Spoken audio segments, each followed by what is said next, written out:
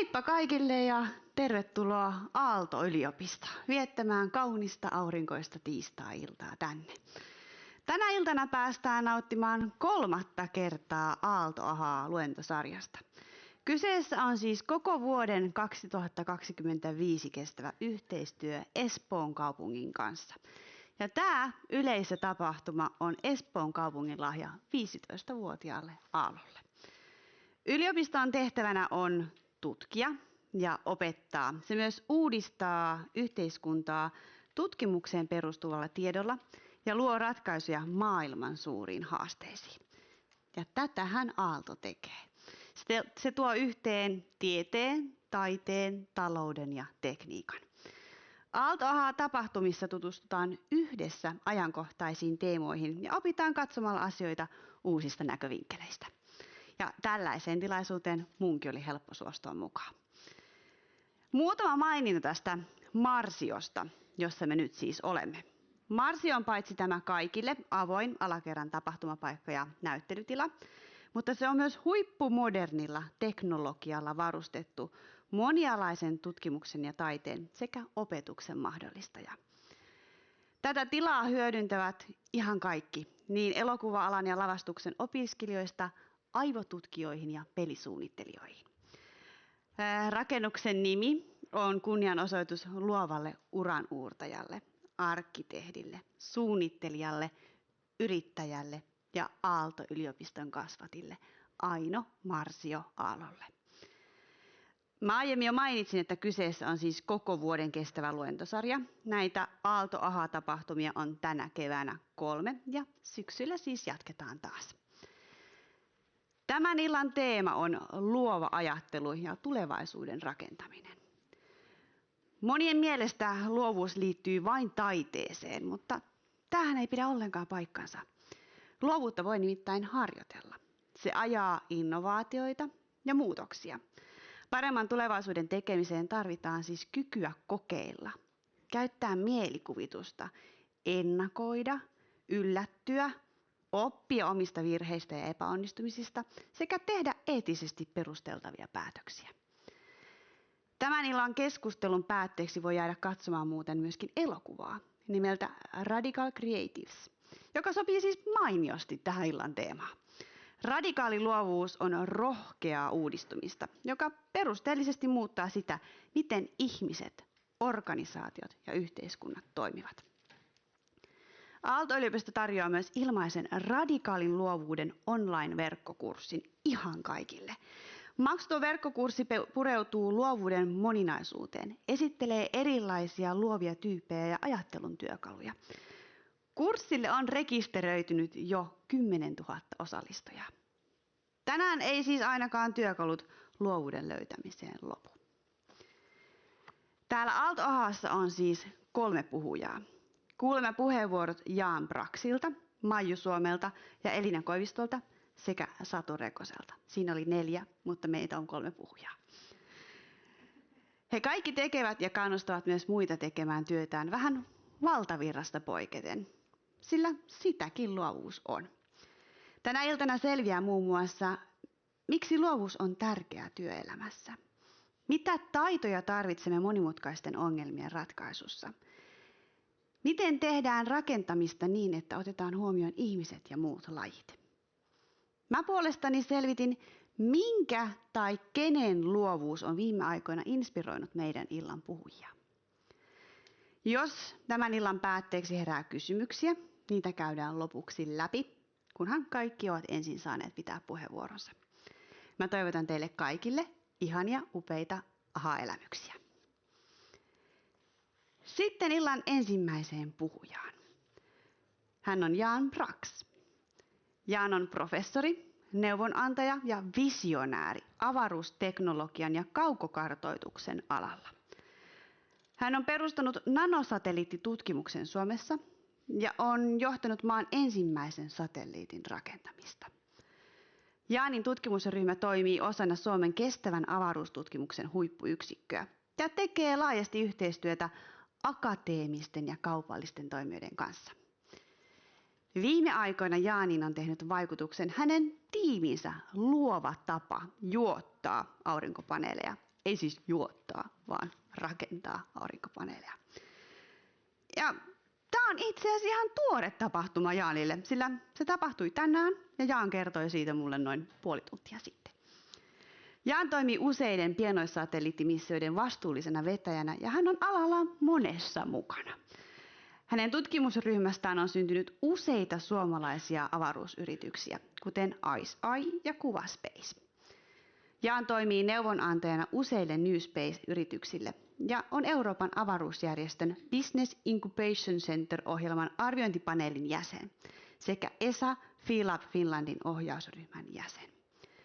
Jaan on Winter Satellite Workshopin perustaja ja puheenjohtaja.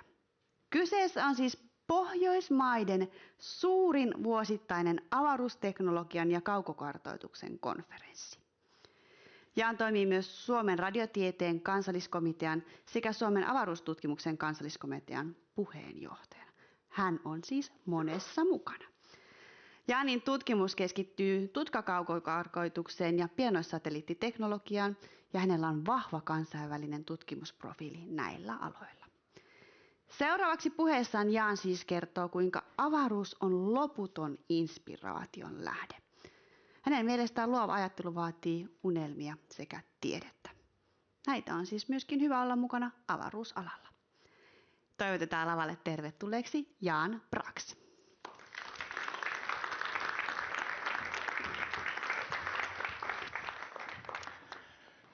Hyvää iltapäivää kaikille ja puhutaan luovuudesta. Ensinnäkin minun pitää kiittää tätä meidän porukkaa, joka minut tänne kutsui, koska en olisi ikinä luullut, että minkä takia insinööri puhuu luovuudesta. Eikö minun on muita aloja, jotka tietää luovuudesta paljon enemmän. Ja sitten lähdin ajattelemaan, että mitä se luovuus on ja miten sitä insinöörit luo ja tekee. Ja tästä syntyi tämän illan esitelmä luovuus avaruustekniikasta ja lähdetään matkaan.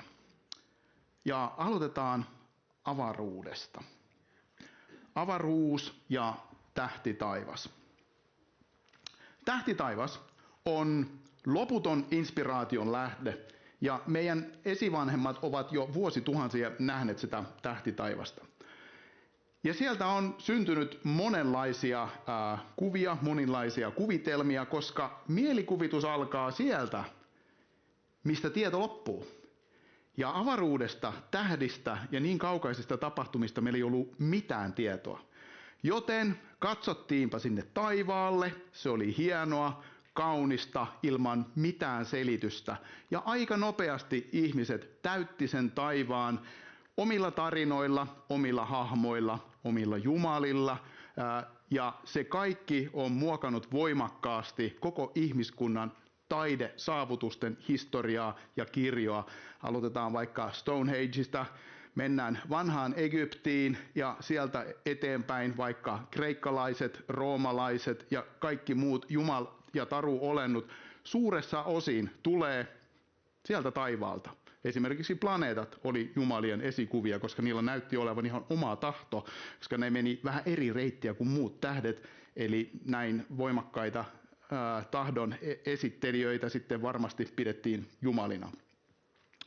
Eli se tietämättömyys ja mielikuvitus on muokannut paljon meidän luovaa kapasiteettia. Mutta mitä tekee sitten tiede? Tiede ja teknologia luo uutta tietoa. Ja niin kuin me sanottiin, niin mielikuvitus alkaa sieltä, missä tieto loppuu. Ja se tarkoittaa sitten sitä, että jos tiede puskee sitä mielikuvituksen rajaa koko ajan ja tiedon rajaa, niin me saadaan uusia alueita, johon me voidaan rakentaa uutta mielikuvitusta. Uusi tieto luo uutta mielikuvitusta, uusia maailmoja ja uusia alueita, mihin me kaikki voidaan mennä. Ja jos me mietitään, miten tiede on muokannut koko maailmanhistorian mielikuvitusta ja myöskin taidetta ja meidän kulttuuria, niin tässä muutama esimerkki. Nähtiin, että kuu on ihan oma maailmansa, niin me haluttiin tietysti sinne mennä. Jos me nähtiin, että Marsissa näyttää olevan kanavia, niin me mietittiin saman tien, että siellä mahtaa olla iso yhteiskunta, joka niitä kanavia rakentaa. Ja nämä tarinat on jäänyt elämään ja on mukana vahvasti nykyäänkin meidän jokapäiväisessä elämässä, vaikkapa elokuvataiteessa, kirjallisuudessa, kuvataiteessa ja niin poispäin. Nämä on nyt sitten ehkä näitä tavallisia luovia aloja, jotka ovat saaneet vahvasti vaikutteita siitä, mitä teknologia ja tiede pystyvät tuomaan. Mutta myöskin teknologia-ihmisillä on omia unelmia, omia kuvitelmia. Esimerkiksi Suomessa meillä on ollut pitkään unelma omasta satelliitista. Voidaanko Suomessa rakentaa oma avaruusalus, mennä sillä avaruuteen, vallottaa maailmaa ja nähdä jotain sellaista, mitä kukaan muu ei ole maan pinnalla aikaisemmin nähnyt.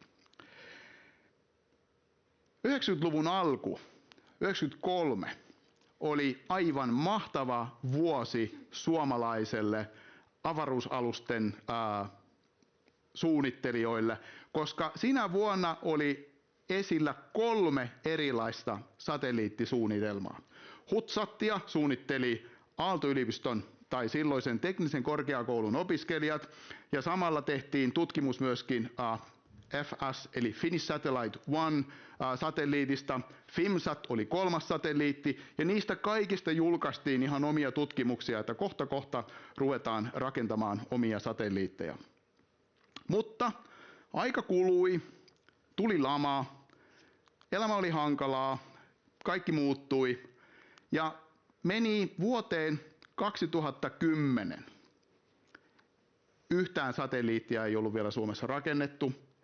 Ja sitten vastasyntynyt Aalto-yliopisto oli sellainen paikka, missä opiskelijat kokoontui ja miettii, että no mitä jos me tehdään sitten se satelliitti? Ruvetaan luoviksi ja rakennetaan oma satelliitti. Ja tässä se ensimmäinen porukka, joka suunnitteli sitten ensimmäisen uuden ajan uuden satelliitin, ja tietysti rintarottingilla lähdettiin liikkeelle.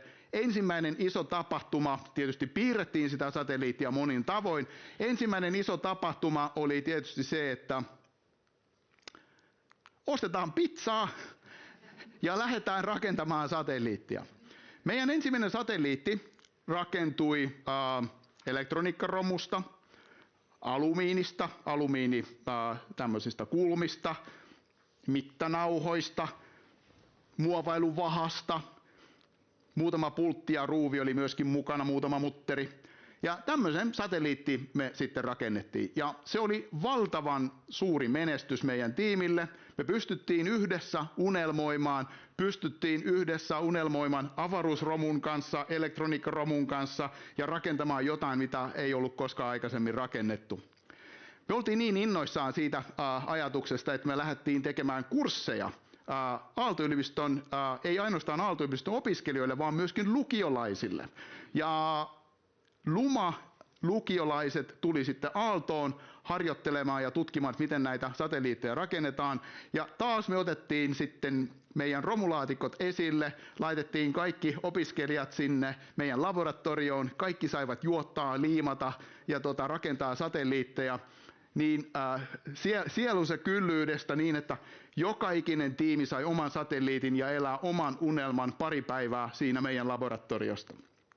Siinä muutama esimerkki näistä hienoista hetkistä, kuin meidän nuoret tutkijanplantut, josta moni muuten nykyään on Aalto-yliopistossa jo opiskelija, rakensi omaa satelliittia. Se oli aivan mahtavaa aikaa. Mutta oikeat satelliitit on isoja ja todella kalliita. Ja me oltiin vasta rakentamassa jotain todella pientä muovailuvahasta ja elektroniikkaromusta.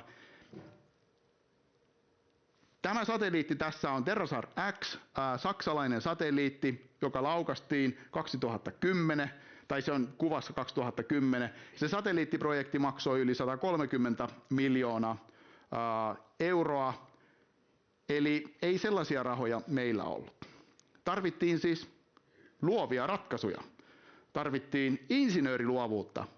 Miten sitten saadaan satelliitti rakennettua, mutta paljon halvemmalla, paljon pienemmällä rahamäärällä, kun nämä isot satelliitit rakennetaan. No mutta, yritetäänpäs. Meidän insinööritiimi lähti liikkeelle ja mietittiin erilaisia ratkaisuja, erilaisia tapoja tehdä satelliitti. Esimerkiksi, voidaanko antennit tehdä mittanauhasta? Halpaa, sitä saa jokaisesta rautakaupasta. No totta kai voidaan, ja näinhän me tehtiinkin. Eli meidän satelliittimme antennit ovat mittanauhasta. Aika monenkin satelliitin antennit ovat mittanauhasta. Tai kalastussiima. Voidaanko sillä tehdä jotain avaruudessa? Kalastukseen. Avaruudessa ei tietääkseni ole hirveästi kaloja, mutta kalastussiimasta voidaan tehdä avautumislukot näille antenneille. Ja tosiaan siimalukko on helppo polttaa esimerkiksi vastuksella ja kaikki antennit ja järjestelmät, mitä tarvitaan, avautuu nätisti siellä satelliitista ja meillä on hyvin edullinen lukko siinä satelliitissa. Ja näitä voidaan vielä keksiä, esimerkiksi aurinkosensorit. Mitä jos otetaan joku tavallisempi elektroniikkakappale? Me otettiin autojen kaukovalojen tunnistin, joka näkee siellä, että vastaan tulevalla autolla on pitkät valot päällä, ja tehtiin siitä aurinkosensori, koska jokainen satelliitti tarvitsee vähintään 6 aurinkosensoria, jotta se tietää, missä asennossa se aurinkosuhteen on. Ja taas meillä oli edullinen tapa rakentaa satelliittia. Otetaan vaikka alumiiniputki ja mietitään, että voidaanko saada satelliitin rungosta jotenkin halvemmin. Totta kai, metritavaranahan sitä putkea saa, ostetaan rautakaupasta ja tehdään satelliitti.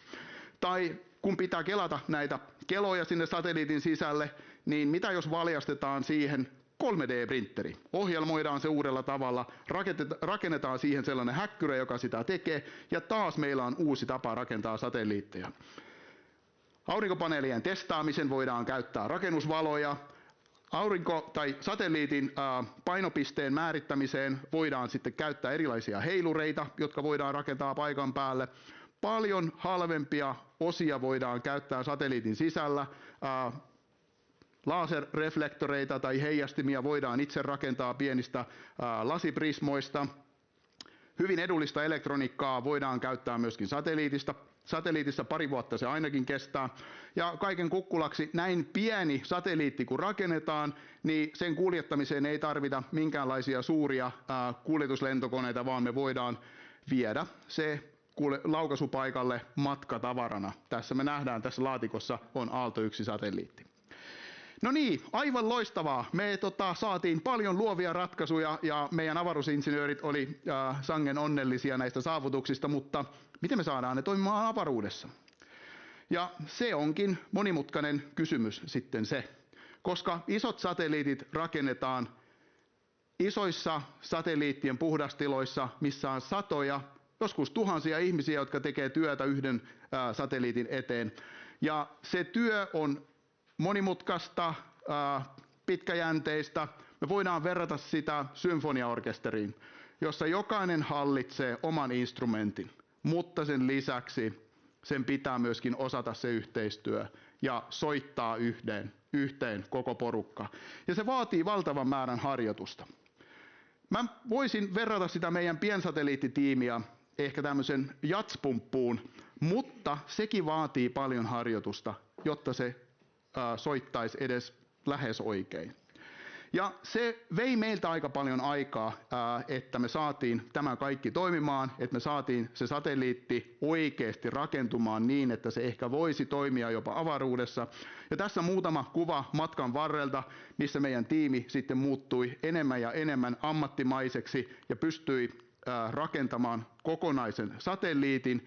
Ja 2016 meillä oli tosiaankin käsissä satelliitti, jota me voitiin kutsua, että tämä on valmis satelliitti, me ollaan valmiina lähtemään avaruuteen. 2017 me sitten myöskin päästiin sinne avaruuteen. 2017 keskellä kesää, juhannusaattona, valitettavasti kaikki oli lomalla, meillä ei ollut mitään mahdollisuutta saada kovin hyvää lehdistötilaa sinne, mutta me päästiin intialaisen raketin kyytiin ja päästiin satelliitillamme sitten avaruuteen. Ja näin se suunnilleen siellä varmaan sitten meni. Tämä on nyt sitten mielikuvituksen tuotetta se, että miten se satelliitti siellä toimii. Mutta se satelliitti toimii. Muutaman tunnin kuluttua me saatiin ensimmäiset signaalit sieltä ja Aalto 1 rupesi lähettämään avaruudesta ensimmäisenä suomalaisena satelliittina uutta tiedettä, uutta tietoa. Meillä oli kyydissä 3 Suomessa, ei Aalto-yliopistossa, vaan meidän kumppaneiden valmistamia instrumentteja. Tämä laite on Turussa rakennettu säteilymonitori, ja tässä me nähdään, millaista säteilykarttaa se mittasi siellä. Meillä oli mukana VTT:llä kehitetty spektrikamera, joka mittasi täysin uudella tavalla avaruudesta kaukokartoitusspektrejä, maapinnan värejä, paljon enemmillä väreillä kuin me tavallaan ollaan siihen totuttu. Ja satelliitti sen sijaan, että se olisi kuollut siellä muutamassa vuodessa, kesti avaruudessa 7 vuotta. Tämän vuoden syyskuussa satelliitti loppujen lopuksi tuli sieltä niin matalalle radalle, että se kuumeni liikaa ja sammui ja tuli tähdenlentona alas ilmakehään. 2. syyskuuta oli se meidän deorbit day, eli silloin tuli satelliitti alas avaruudesta. Mahtavaa! Meidän uusi satelliitti oli myöskin siirtänyt näitä tiedon rajoja ja tarjosi valtavan määrän informaatiota ja valtavan määrän inspiraatiota. Tämä kuva on inspiroitunut sitten Aalto-1 ensimmäisestä kuvasta, ja siitä tuli uusia unelmia. Esimerkiksi meidän huippuyksikkö lähti rakentamaan Suomelle omia tiedesatelliitteja, ja meidän toiminta kasvoi huomattavasti ammattimaiselle tasolle, enemmän ammattimaiselle tasolle. Me yhdistetään Helsingin yliopistossa kehitettyjä malleja, meidän laboratoriossa kehitettyjä laitteita, muiden yliopistojen ja instituuttien tekemien laitteita, ja tehdään täysin uusia innovaatioita ja ratkaisuja piensatelliiteille. Tässä nähdään muutama kuva meidän satelliiteista, ja myöskin nämä satelliitit lähtevät sitten avaruuteen. Seuraava lähtee avaruuteen lokakuussa tänä vuonna, ja sen nimi on Forsail One Prime. Uusia yrityksiä syntyi tästä kaikesta aika monta. ICEYE, Kuva Space, Aurora Propulsion, Arctic Astronautics, eli ne nuoret, jotka lähtivät sieltä meidän pajalta, jossa ne olivat rakentaneet elektroniikkaromusta laitteita, lähtivät unelmoimaan omia unelmia jo omalla luovalla tavalla rakentamaan uusia yrityksiä maailmaan. Meiltä syntyi Kuva Space, Aurora Propulsion Technologies. Tässä on myöskin VisaVuotsat, Arctic Astronauticsin satelliitti, joka käyttää vaneerista tehtyjä palikoita. Kuva Space yrittää rakentaa konstellaatiota, missä olisi yli 100 satelliittia mittaamassa maapinnan spektriä. Mutta niistä kaikista suurin maailmanluokan menestys on ICEYE, joka on laukaissut jo 48 satelliittia maapallon radalle, ja he pystyvät mittaamaan niillä todella pienillä, innovatiivisilla ja edullisilla tutkasatelliiteilla kuvia, mitä aikaisemmin ei ole saatu siinä määrin ja sillä nopeudella, mitä nykyään saadaan. Tässä me nähdään esimerkiksi heidän tutkakuvista tehty video, ja he ovat ensimmäinen yritys maailmassa ja ensimmäinen toimija maailmassa, joka pystyy videoita rakentamaan tutkakuvista suoraan avaruudesta. Mitä seuraavaksi? Tuleeko suomalainen missio Saturnuksen kuihin? Tai suomalainen astronautti? Eihän sekään voi kovin kaukana olla. Jos puhutaan avaruudesta, niin taivaskaan ei ole rajana. Me voidaan olla luovia, me voidaan unelmoida ja voidaan mennä ja päätyä mihin tahansa. Ja haluaisin lopettaa tähän seuraavaan kuvaan. Niin tässä on ICEYEn piensatelliitti, joka on noin jääkaapin kokoinen tutkasatelliitti, joita on laukaissut avaruuteen nyt jo yli 48 kappaletta. Se on maailman suurin tutkakonstellaatio avaruudesta, lähtöisin Aalto-yliopistolla, yksi menestyneimmistä uuden avaruuden kaukokartoitusyrityksistä. Ja mitä me nähdään tässä kuvassa? Huomaatteko? ICEYEn satelliittien aurinkopaneelit käyttävät samanlaisia mittanauha-avautumismekanismeja kuin Aalto-1-satelliitti käytti antenneissa. Eli avaruusmatkan rakentamisen voi aloittaa vaikka mittanauhasta. Kiitoksia.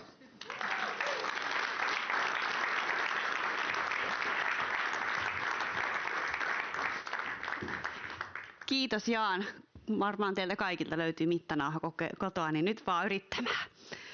Jos tästä puheenvuorosta heräsi kysymyksiä, mietteitä, niin niitä saa laittaa jo tulemaan Presemon kautta.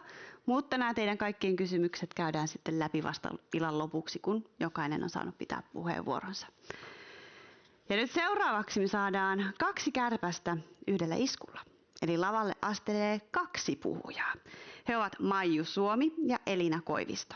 Maiju ja Elina ovat arkkitehtejä ja väitöskirjatutkijoita. Suunnittelu- ja tutkimustyössään he purkaa luonnon ja kulttuurin kahtiajakoa moniaististen tilakokemusten kautta. He ovat tutkineet muun muassa uusiutuvia ja ympäristöystävällisiä rakennusmateriaaleja, kuten sienirihmastoja, joista kuulemme tänään lisää. Eikä varmaan yllätä, nimittäin heitä on inspiroinut tänä keväänä lintujen pesäpuuhat. Niiden luovuus ja sitkeys on kyllä todella vaikuttavaa. Joka kevät linnut korjaa ja rakentaa pesän materiaaleista, joita lähiympäristö sattuu tarjoamaan. Samaan aikaan me ihmiset kuljetetaan materiaaleja toiselta puolelta maapalloa ja puretaan täysin käyttökelpoisia rakennuksia, koska me ei vaan viittitä kunnostaa ja pitää niitä yllä. Maiju ja Elina pohtiikin, että riittääkö luovuutemme näkemään lähelle ja mukauttamaan toimintamme planeetan rajoihin. Maiju ja Elina tutkii arkkitehtuurin tekemisen ja kokemisen sosiaalisia ja ekologisia vaikutuksia ja kehittävät väitöstutkimuksessaan taiteellisen tutkimuksen metodeja arkkitehtuurin alalle. Heidän töihinsä lukeutuu muun muassa kansainvälisesti vuonna 2012 palkittu bambu- ja maarakenteinen Kouklean, he korjaasit, jos mä lausuin väärin, nuorisokeskus Kambodsassa. Se oli osana Kobitu-arkkitehdit-työryhmää.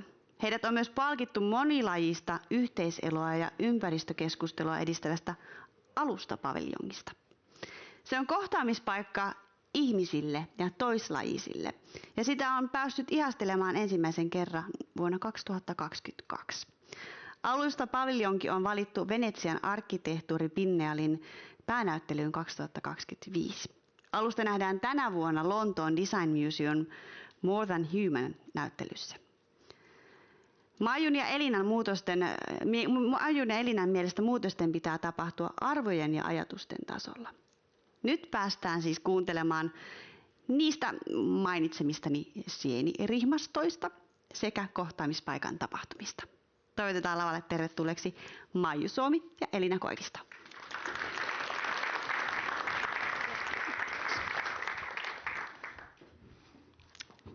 Kiitos ja hei kaikki.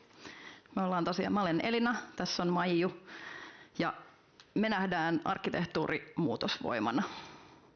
Meidän yhteistyö oikeastaan alkoi jo opiskeluaikana täällä silloisessa teknillisessä korkeakoulussa, kun me huomattiin, että me jaetaan huoli ympäristökriisistä ja sosiaalisesta epäoikeudenmukaisuudesta ja turhautuminen siitä, miten huonosti arkkitehtuuri ja rakennusala pystyy niihin vastaamaan. Joten me haluttiin lähteä etsimään toisenlaisia reittejä. Ensimmäisen kerran me päästiin kunnolla tarttumaan näihin kysymyksiin maisterivaiheessa vuonna 2010, eli samana vuonna kun Aalto-yliopisto perustettiin, kun me osallistuttiin kurssille, joka vei meidät globaaliin etelään Kambodsaan, työskentelemään paikallisten kansalaisjärjestöjen kanssa. Kurssin jälkeen me ja 4 muuta arkkitehtiopiskelijaa, niin kuin Annina tuossa kertoi, päätettiin toteuttaa se kurssilla tehty suunnitelma. Me kerättiin rahoitus, suunniteltiin ja toteutettiin Phnom Penhin Kouklean nuorisokeskus ekologisesti ja sosiaalisesti kestäviä suunnitteluperiaatteita noudattaen. Tämän kurssin ja hankkeen aikana me huomattiin, miten hyvä ja osallistava arkkitehtuuri voi voimaannuttaa muita, mutta samalla myös meitä itseämme. Me ymmärrettiin, että arkkitehti voi ajaa tärkeäksi näkemiään asioita ihan itse aloitteellisesti ilman, että odottelee, että joku ensin keksii tilata niitä. No me sitten valmistuttiin täältä ja käytiin työelämässä kokeilemassa, että miltä se arkkitehtuurin tekeminen ja rakentaminen Suomessa tällä hetkellä tai sillä hetkellä tuntuu. Ja se ei varsinaisesti vähentänyt meidän turhautumista tähän ympäristökysymysten käsittelyyn. Kestävyyskeskustelu rakennusalalla keskittyy paljon teknistaloudellisiin parannuksiin, mutta sen mittakaavan muutos, mikä me nyt tarvittaisiin, vaatii myös laajempaa muutosta arvojen ja asenteiden tasolla. Me mietittiin, että mitä me arkkitehteinä voitaisiin antaa ympäristökeskusteluun, ja todettiin, että me pystytään tuomaan näkyväksi ja fyysisesti koettavaksi sellaisia uudenlaisia tulevaisuuksia, mitä teoreettinen tutkimustieto ehkä on niin kuin vaikea ihmisten joskus hahmottaa ja ymmärtää. Miltä voisi näyttää tai tuntua tulevaisuus, jossa me elettäisiin tasapainossa muun luonnon kanssa? Siltä pohjalta syntyi Anninan mainitsema alustapaviljonki, joka on kohtaamispaikka ihmisille ja muille lajeille. Me todettiin, että pienimittakavaiset väliaikaiset projektit voi tarjota ketterän alustan luoville kokeiluille ja kunnianhimoisille ympäristötietoisille ratkaisuille ja samalla tarjota ihmisille ja muille lajeille kokemuksia miellyttävästä rakennetusta ympäristöstä.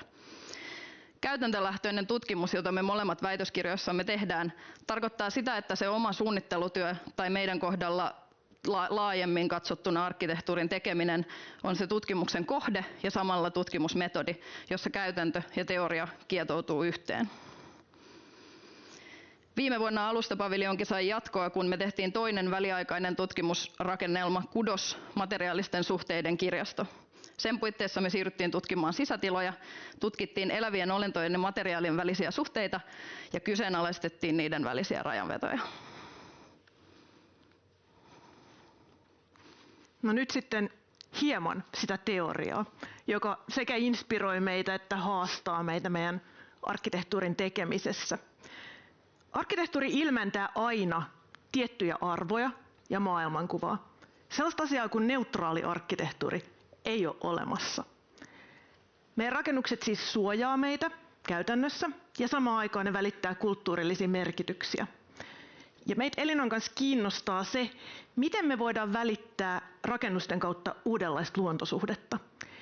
Siis toimii niin, että rakentaminen on samaan aikaan käytännön ympäristöteko, joka parantaa elinympäristöjä ihmisille ja toislajisille, ja luontosuhteen muutoksen poeettinen kuvaus. Ja me tosiaan ammennetaan teoriasta hahmottaaksemme sitä, miten se luontosuhde voisi muuttua. Edesmennyt ympäristöfilosofi Val Plumwood puhuu kahtiajaosta länsimaisen ajattelun pohjana. Meillä on tällaisia kahtiajakopareja kuin kulttuuri ja luonto, ihminen, eläin, sivistynyt villi, mies, nainen, järki, tunteet. Ja ongelmallisen näistä kahtiajaoista tekee se, että ne on hierarkisia. Ensimmäinen nähdään ylempänä kuin toinen. Ja sitten näiden kahtiajakojen kautta oikeutetaan se, että sitä heikommaksi nähtyä voidaan alistaa täyttämään sen vahvemman tarpeita. Toisin sanoen me siis kuvitellaan itsemme erillisiksi muusta luonnosta, muun luonnon yläpuolelle, ja näin oikeutetaan sen muun luonnon käyttö pelkkänä resurssina ilman omaa itseisarvoa. Mutta tämän erillisyyden sijaan biologian ja ekologian tutkimus osoittaa meille sen, miten kaikki elollinen ja eloton luonto on kietoutunut yhteen. Meidän teoilla on aina seurauksia. Politiikka, joka kieltää tämän keskinäisriippuvuuden ja hakee lyhyen tähtäimen taloudellisia voittoja, kovertaa samaan aikaan myös meidän oman lajin elämän jatkumisen edellytyksiä. Ajatus vapaudesta riippumattomuutena elämää ylläpitävistä prosesseista on tosi vaarallinen harha. Feministiteoreetikko Donna Haraway puhuu maailmasta, jossa luonto ja kulttuurit kietoutuu erottamattomasti yhteen. Samalla hän kutsuu meitä luomaan sellaisia kulttuurillisia ilmaisuja, tarinoita ja tiloja, näkymiä tulevaisuuteen, jossa me tiedostetaan tämä keskinäisriippuvuus ja rakennetaan sen pohjalta jaettua maailmaa. Ja puolestaan feministiteoreetikko Maria Puig de la Bella Casa nostaa huolenpidon etiikan vaihtoehdoksi näille nykyisille kahtiajaoille. Ajatuksen siitä, että lukemattomat inhimilliset ja ei-inhimilliset voimat ja tekijät ylläpitää elämää sen kaikessa rikkaudessa. Ja me nähdään, että arkkitehtuuri on osa tätä ihmistä laajempaa huolenpidon verkkoa. Ekologiafilosofi David Abram puolestaan puhuu siitä, miten me ollaan kadotettu meidän aistillinen yhteys toisiin lajeihin ja meidän jaettuun ympäristöön ja sitä kautta tultu välinpitämättömäksi toislajisten tuholle. Ranskalainen filosofi Baptiste Morisot puolestaan pitää ympäristökriisiä myös herkkyyden kriisinä. Me ollaan siis tultu sokeiksi toislajisten erilaisille tavoille olla maailmassa. Ja me halutaan meidän työssä tehdä tiloja, jotka muistuttaa meitä sekä meidän paikasta osana muuta luontoa, että tiloja, jotka auttaa avautumaan niiden toislajisten erilaisille tavoille olla maailmassa. Ja toisaalta auttaa meitä löytämään sen herkkyyden uudelleen. Ympäristöfilosofi Thomas Doren puolestaan nostaa esiin surun lajikadon äärellä mahdollisena tienä empatiaan ja huolenpitoon. Ja sitä kautta me halutaan myös tehdä tiloja, jotka mahdollistaa ympäristökriisin synnyttämien tunteiden kohtaamisen sekä yksilön että yhteisön tasolla. Eli me halutaan luoda tilaa arvokeskustelulle ja aistillisten kokemusten kautta avata tilaa herkkyydelle, surulle, välittämiselle, vastuulle ja sitä kautta muutokselle. Ja yksi esimerkki tällaisesta tilasta on alustapaviljonki, jonka konsepti syntyi mun väitöskirjan teoreettisen pohdinnan kautta ja joka me sitten suunniteltiin ja toteutettiin yhdessä Elinan ja monialaisen laajan työryhmän kanssa, kuten sanottu, kohtaamispaikaksi ihmisille ja toislajisille ja alustaksi ympäristökeskustelulle. Ja tässä me haluttiin välittää viesti ihmisen ja toislajisten eläinten kohtaloiden yhteenkietoutumisesta.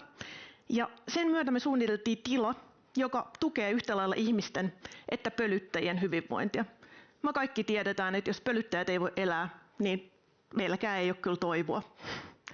Me tehtiin yhteistyötä ekologian tutkijoiden kanssa pölyttäjien tarpeiden määrittämiseksi. Määritettiin keinot kutsua monimuotoista elämää takaisin ihmisen itselleen rakentamaan tilaan, eli urbaanille parkkipaikalle. Ja paviljongin kaikki suunnitteluratkaisut on mietitty niin, että ne tukee samaan aikaan molempien hyvinvointia. Eli nämä monivuotiset perännäkasvit valittiin tarjoamaan ravintoa erilaisille pölyttäjille kautta suomalaisen kasvukauden.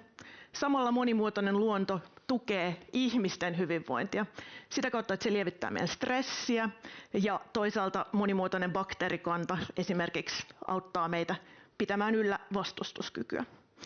Sitten nämä huokoiset rakenteet, joista paviljonki koostuu, tarjoaa tilaa hyönteisille liikkua ja pesiä ja kasveille kietoutua niihin ja samaan aikaan luo ihmisille haptiset materiaalit kiinnostavan tilakokemuksen.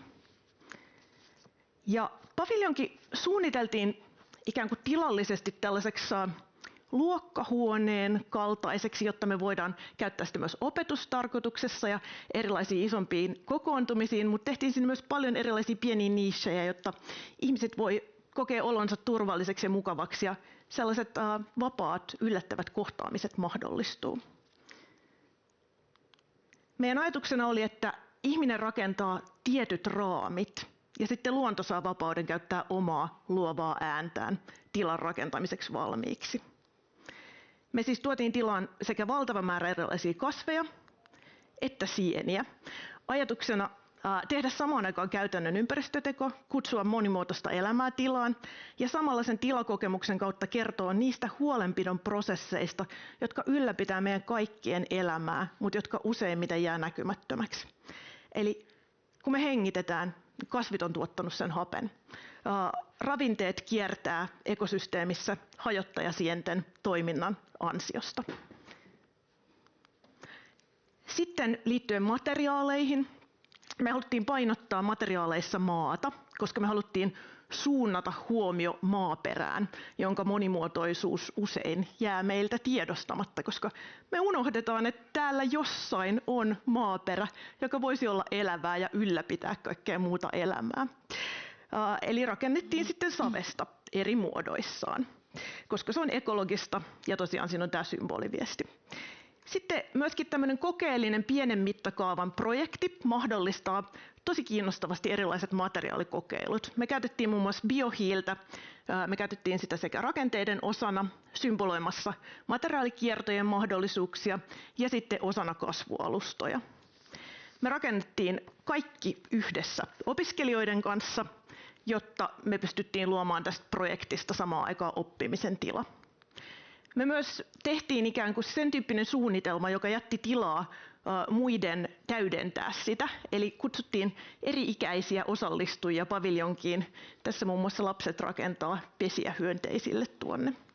Ja sitten meillä on aika paljon kaikenlaista teoriaa tässä taustalla ja paljon isoja kysymyksiä, joten niitä me ollaan päästy syventämään järjestämällä paljon tai eri asiantuntijoiden kanssa keskusteluja tuolla tilassa, jotka tulee sitten jatkumaan, kun alusta ensi kesänä avataan täällä Otaniemessä. Ja sitten tämän tilan esteettinen tekstuuri. Niin toisin kuin me ollaan totuttu ajattelemaan, että ihmisellä on joku visio, joka projisoidaan kuolleeseen materiaan, niin me ajateltiin, että me jätetään nyt tilaa niille muille äänille, jotta niin kuin luonnonprosessit, sekä inhimilliset voimat että ei-inhimilliset voimat meidän lisäksemme pääsee muovaamaan sitä tilaa. Eli tila muuttuu sään mukaan päivien ja vuoden kierron myötä. Ja yksi, mikä tässä on meille tosi olennaista, on se, että me haluttiin tuoda kaupunkitilaan ikään kuin mukaan ne luonnon kiertokulut, joilla me ollaan osittain muututtu vähän vieraiksi. Ja se, että tulee talvi, talven törröttäjät jää ravitsemaan lintuja ja sitten tulee taas uusi kesä ja paviljonki kukoistaa taas uudessa muodossaan ja tarjoaa elämän ehtoja. No sitten tosiaan viime vuonna syntyi meidän seuraava projekti, eli Kudos materiaalisten suhteiden kirjasto, joka on osa mun väitöskirjaa. Ja me siirryttiin tällä kertaa tutkimaan sisätiloja ja sitä, miten me voitaisiin tehdä yhteistyötä muiden lajien kanssa täällä meille luodussa tilassa. Maijun alussa mainitsema Maria Puidella Bellacasa on sanonut, että huolenpito ei ole pelkkiä tekoja, vaan se on suhteita. Ja me haluttiin pohtia erilaisia suhteita, joita voi syntyä arkkitehtuurin välityksellä. Rakennuksethan perinteisesti ymmärretään suojana muuta luontoa vastaan. Mutta jos me nyt otetaan lähtökohdaksi se, että me ollaan osa sitä luontoa, niin silloinhan me ei voida eikä meidän kannata yrittää suojautua siltä kokonaan täällä, koska se luonto on meissä itsessämme ja me tuodaan se mukanamme tänne sisätilaan. Niin miten me voitaisiin rakentaa sillä tavalla, että me voidaan olla sen luonnon kanssa myös täällä sisätilassa?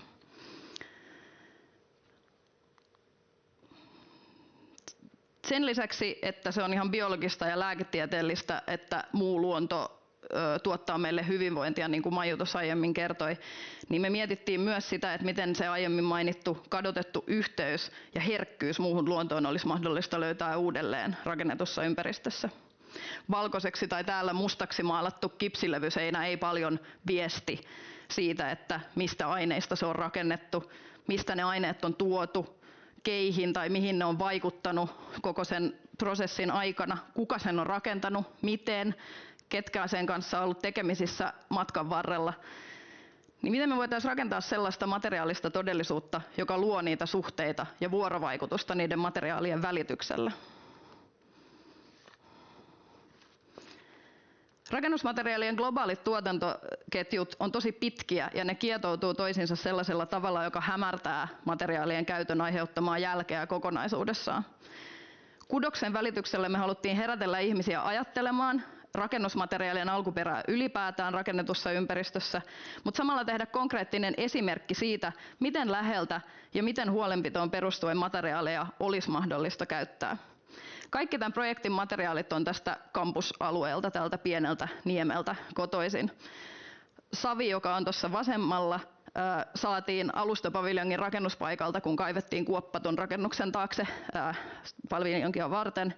Saveahan kuljetetaan tonnikaupalla työmailta kaatopaikalle ja tuodaan soraa ja muita aineita tilalle, vaikka savi sinänsä olisi ihan mahdollinen rakennusmateriaali siinä paikassa. Järviruoko tuossa keskellä me kerättiin itse Otaniemen rannoilta. Se muodostaa laajoja monokulttuureita ja rehevöittää Itämerta, kun se uusiutuu joka vuosi. Ja sen käyttö taas tuo esiin sitä, että miten ympäristö voisi tarjota meille materiaaleja, joiden käyttöönotto hyödyttäisi muuta ympäristöä sen haittaamisen sijaan. Ja oikeanpuoleisena sahanpuru symboloi kierrätysmateriaaleja, joita me kerättiin eri toimijoilta täällä Otaniemessä. Muun muassa tämän rakennuksen työmaalta saatiin vanerit, joita näkyy noissa aiemmissa kuvissa. Itse etsiminen ja kerääminen ja vähäpäästöinen kuljettaminen. Jaan kuljetti matkalaukussa satelliitteja ja me kuljetettiin rakennustarvikkeita pyörällä ja vanhalla roskiksella. Niin loi henkilökohtaisia yhteyksiä tähän lähiympäristöön meille arkkitehteina, kaikille, ketä tässä prosessissa oli mukana, ja toivottavasti myös sitten niin kuin tämän projektin kokijoille, muun muassa tähän linnustoon, joka tuossa meidän alustuksessakin jo mainittiin. No, keräämisen ja kierrättämisen lisäksi me haluttiin astua ehkä vielä askel pidemmälle ja miettiä, että miten me voitaisiin tehdä materiaaleja yhdessä muiden lajien kanssa.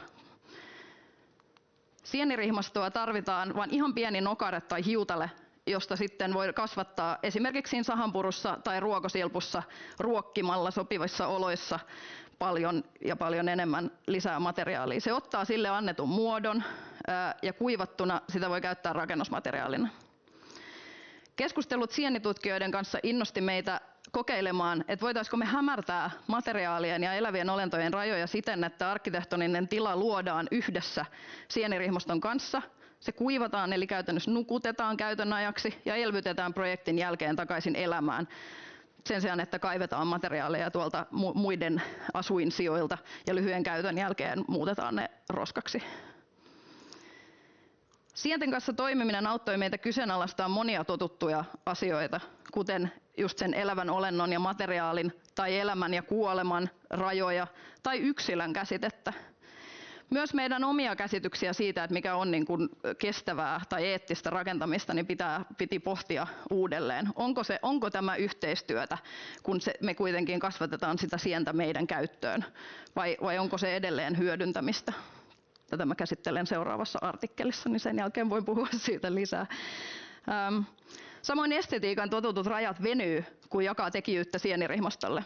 Nämä kaikki levyt, paitsi vasen alakulma, on tehty sahanpurusta ja lakkakääpää käyttämällä, mutta siitä huolimatta jostain sattumavaraisesta syystä tai sienen ansiosta niistä on tullut täysin erityyppisiä persoonallisia elementtejä. Kudoksen tekeminen haluttiin jakaa sienten lisäksi myös eri ihmisryhmien kesken. Sitä kautta pystyttiin taas käyttämään arkkitehtuuria pedagogisena välineenä ja viestinnän välineenä ja jakamaan sitä tiedonmuodostuksen prosessia myös muiden ihmisten kanssa. Me järjestettiin kesäkurssi 10-12-vuotiaille yhdessä Annantalon kulttuurikeskuksen kanssa. Järjestettiin kurssi Aalto-yliopiston opiskelijoille ja savityöpajoja näyttelykävijöille. Jaetun tekemisen kautta me pystyttiin monistamaan luovuutta ja ennakkoluulottomia kokeiluja. Tässä kuvassa opiskelija tekee takiaisia ja sienirihmastoa käyttämällä elementtejä. Ja tässä on riisipaperista ja sienirihmastosta tehty hattu. Ja toisessa kuvassa on syntymässä kankaasta ja rihmastosta tiili. En olisi yksinäni tai me kahdestaan keksitty tehdä tällaisia. Keskustelujen välityksellä jälleen laajennettiin niitä teoreettisia teemoja. Ja näyttelyn aikana kudos ja sen kävijät muokkasi toisiaan. Lakkakääpä alkaa muuttua oranssiksi sen rasvan vaikutuksesta, kun ihmiset koskee siihen näyttelyn aikana. Ja tämä pieni ihminen siinä sekä fyysisesti että varmasti henkisesti muuttuu suuntaan tai toiseen koskiessaan ja ymmärtäessään näistä materiaaleista ehkä jotain. Epätäydellisyys, muutos ja työn ja käytön jäljet luo yhteyksiä ajassa ja paikassa eri ihmisten ja muiden elollisten välille. Kudos on purettava ja uudelleen käytettävä ja se on nyt nähty 2 kertaa. Seuraavaksi esiintyy täällä parin viikon päästä ja sitten syksyllä ainakin Turussa, kenties myös muualla. Ja materiaalisten suhteiden kirjasto laajenee pikkuhiljaa. Lopulta sienirihmastoelementit siirtyy osaksi maisemaprojektia, jossa ne toivottavasti jatkaa kasvuaan ja pääsee osaksi niitä luonnonprosesseja, joihin ne on tarkoitettu, samalla korjaten ihmisten jälkiä ympäristössä. Sitten vielä nopeasti loppuun ajatuksia siitä, että mitä tämmöinen kokeellinen pienen mittakaavan projekti voi opettaa sen suhteen, että miten meidän pitäisi muuttaa sitä tapaa, miten me valtavirrassa tehdään arkkitehtuuria. Ja oikeastaan nämä havainnot perustuu mun väitöskirjareflektioihin liittyen alustapaviljonkiin, mutta monet on samansuuntaisia kuin mitä taas sitten Elinan tutkimuksessa nousee esiin sienten kanssa toimiessa. Eli ensimmäinen ajatus, radikaali inklusiivisuus. Jokainen rakennusprojekti voi olla samaan aikaan aktiivisesti hyvää aikaansaava teko sekä ihmisille että toislajisille. Sorry. Sitten monialainen yhteistyö. Eli jotta me oikeasti osataan tehdä sellaisia päätöksiä, jotka perustuu siihen, minkälainen todellisuus oikeasti vallitsee maailmassa, niin me suunnittelijoina ei riitetä. Meidän on pakko nöyrtyä ja tehdä yhteistyötä muiden alojen edustajien kanssa. Sitten toisaalta jokainen arkkitehtuuriprojekti pitää sisällään aika mahtavan pedagogisen potentiaalin. Niitä voidaan käyttää opetukseen, mutta samaan aikaan niiden kautta voidaan jakaa tietoa laajemmalle yleisölle ja itse ammattilaisena oppii enemmän. Mutta ehkä sitten mun mielestä kaikkein olennaisin on arvokysymykset, suunnittelijan oma reflektiivinen asenne. Rakennusprosessien kautta voidaan vaalia arvokeskustelua eri tasoilla sekä suunnittelijan itsensä kanssa, oman itsereflektion kautta, suunnittelijan ja asiakkaan välillä, käyttäjien kanssa ja toisaalta myös laajan yleisön kautta esittämällä tämän tyyppisiä esimerkkejä niin kuin alusta, joissa me näytetään toisenlainen tapa olla maailmassa. Ja sitten taas toisaalta tämmöisessä niin kuin pienen mittakaavan projektissa me pystyttiin olemaan tosi huolellisia näiden materiaalivirtojen kanssa, koska rakentaminen on niin monimutkaista yleensä, että kellään ei oikein ole täyttä hallintaa siihen, että mitä tapahtuu. Mutta nyt me pystyttiin tekemään se. Ja ehkä sitten yksi oma suosikkiaiheeni, estetiikka ja nautinto. Mä uskon vakaasti siihen, että kauneus voi edistää kokonaisvaltaista kestävyyttä sitä kautta, että se kommunikoi arvojen muutosta. Kiinnostava estetiikka rakentaa huomiota uusille ajatuksille, kauneus herättää rakkautta ja saa meidät pitämään huolta.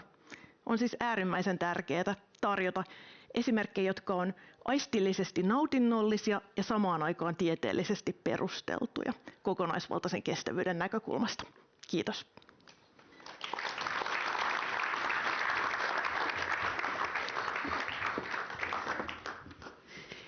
Kiitos Maiju ja Elina. Sitten illan viimeiseen puhujaan. Mutta muistakaa, tässäkin vaiheessa voi laittaa jo kysymyksiä tulemaan Presemon kautta. Niitä käydään sitten läpi vasta, kun kaikki ovat puhuneet. Illan viimeinen puhuja on Satu Rekonen. Satu on Aalto-yliopiston tuotantotalouden laitoksen yliopiston lehtori. Hän tutkii ja opettaa luovaa ongelmanratkaisua, yhteistyötaitoja ja organisaatioiden uudistumista. Tällä hetkellä hän juontaa Uudistajat-nimistä podcastia, jossa hän haastattelee eri asiantuntijoita liittyen organisaatioiden uudistamiseen. Satua inspiroi ja välillä myöskin yllättää hänen omien opiskelijoidensa luovuus. Sadun mieleen on jäänyt erityisesti yhden tiimin tuplaluovuus. Ensin se, miten he keksivät testata omaa ideaansa hyödyntämällä tyhjiöpakkausajattelua potilaan paikallaan pitämiseksi. Ja sitten se, miten he toteuttivat tämän idean. Mutta mä en spoilaa teitä, koska se kuullaan kohta Sadun esityksessä. Sadun tutkimus keskittyy erityisesti yhteistyökäytäntöihin ja ryhmien dynamiikkaan uusien ratkaisujen kehittämisen alkuvaiheessa. Ja hän on ollut vierailevana tutkijana muun muassa Stanfordin yliopistossa Kaliforniassa sekä ESADE Business Schoolissa Barcelonassa. Sadulla on laaja ymmärrys yhteistyötaitojen rakentamisesta eri konteksteissa, aina opiskelijoista asiantuntijoihin ja yhteiskunnallisten haasteiden ratkaisijoihin. Hän on kehittänyt tutkimukseen perustuvia tiimityömenetelmiä, joita käytetään laajasti sekä Aallossa että useissa kansainvälisissä yliopistoissa. Ja hän on saanut tunnustusta opetuksen ja yhteistyökulttuurin kehittämisessä. Vuonna 2014 Satu palkittiin Aalto-yliopiston vuoden opetustekopalkinnolla I Like, I Wish-nimisestä palautteenantomenetelmästä, jota Satu käyttää yhä tiiviisti opetuksessaan. Satu rakentaa siltoja tutkimuksen, opetuksen ja käytännön välille ja uskoo, että yhdessä tekemällä päästään lähemmäs monimutkaisten ongelmien ratkaisuja. Seuraavaksi kuullaan, kun Satu kertoo muun muassa ongelmanratkaisutaidoista, tilanteista, joissa luovuus syntyy, ja siitä, kuinka ei saa olettaa keskustelutilanteissa toisen tietotaitoa. Ja Sadun puheenvuoron jälkeen yksikään meistä ei enää häpeile esittää tyhmiä kysymyksiä. Nyt toivotetaan lavalle tervetulleeksi Satu Rekonen.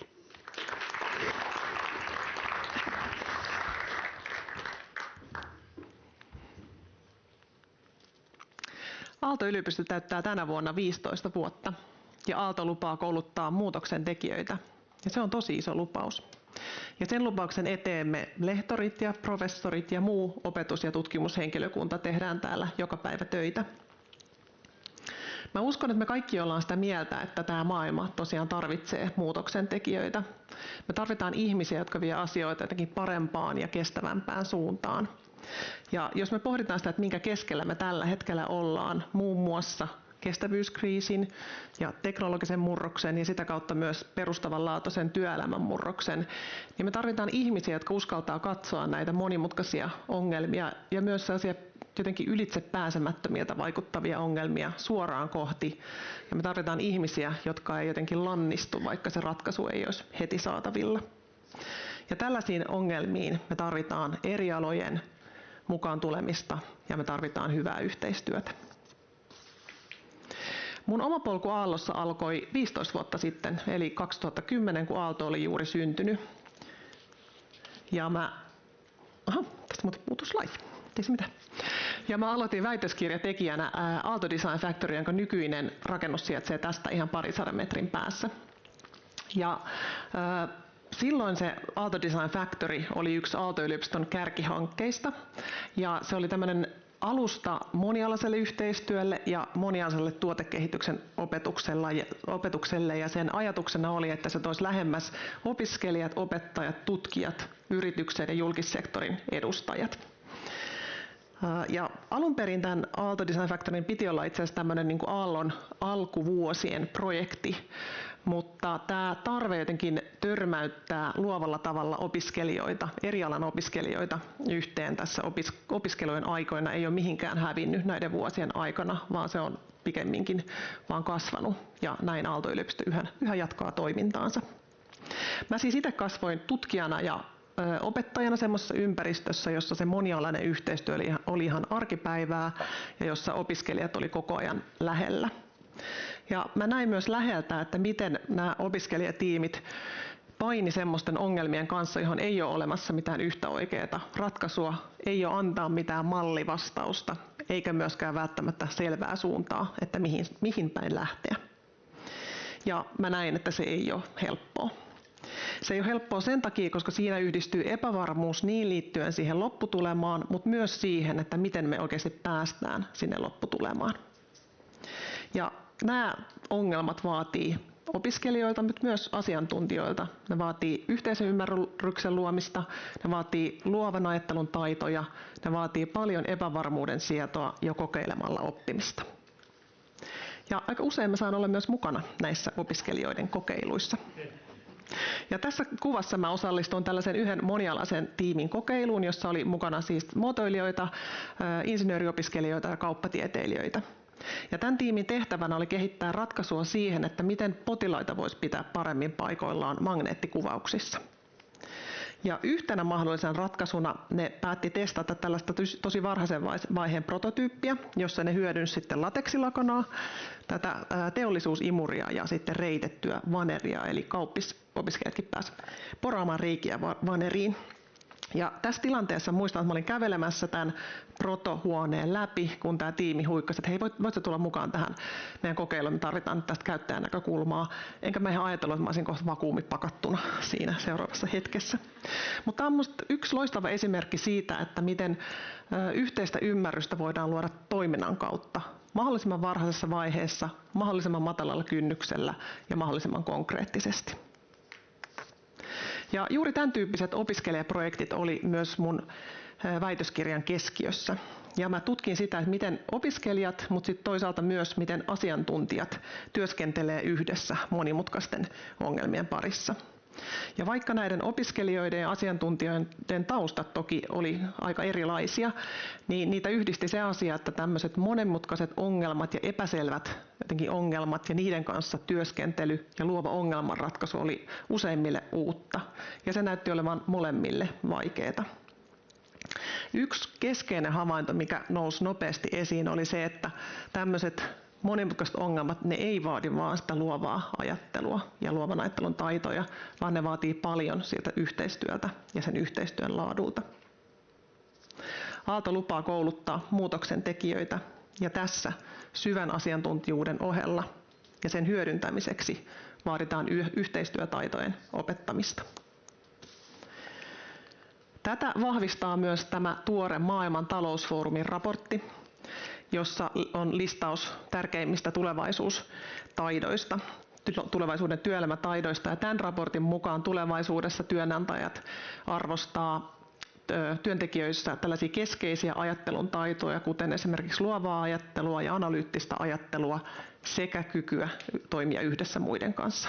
Eli me tarvitaan ihmisiä, jotka pystyy yhdessä muiden kanssa ajattelemaan luovasti ja ratkomaan monimutkaisia ongelmia.